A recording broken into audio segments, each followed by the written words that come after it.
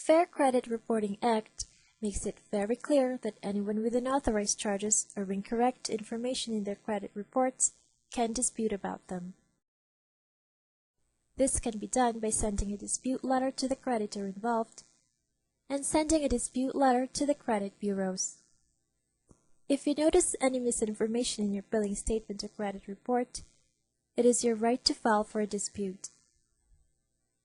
Nevertheless, although most consumers are aware of their rights, many are still hesitant or skeptical about disputing their debts. The reason?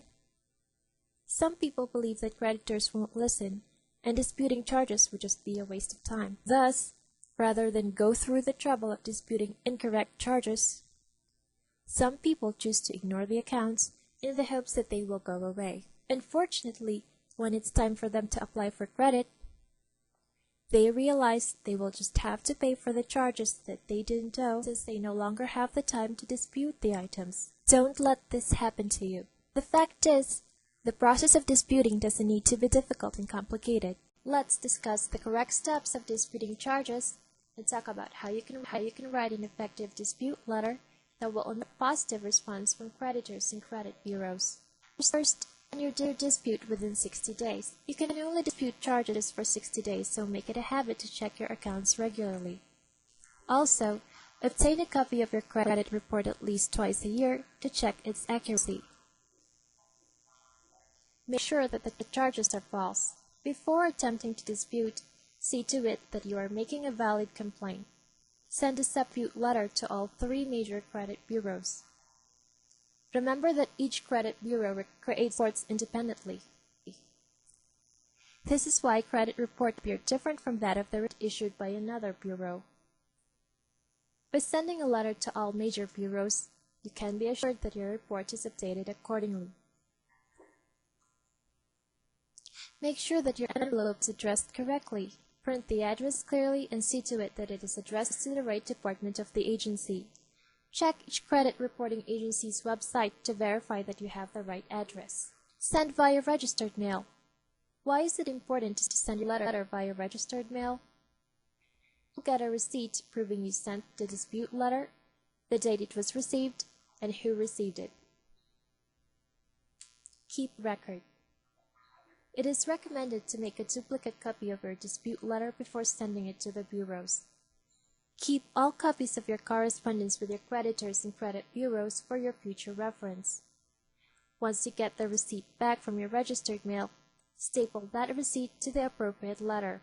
You may need to wait from 2 weeks to a month before you receive a reply from the credit bureaus. Investigation takes 30 days, and if the matter has been resolved, you should be sent an updated copy of your credit report along with a response to your letter. But there are some instances when the credit reporting agencies do not respond as expected. When this happens, don't lose hope. Send them another letter and remind them about their obligation to respond to your dispute. What if you don't have the time to dispute on your own? You can turn to legal agencies that can dispute on your behalf for a reasonable service fee. How to write an effective dispute letter. Point out the specific details that you wanted to dispute. Use the right words. Include documents that support your claim, and go straight to the point. Very clear about the issue you're disputing.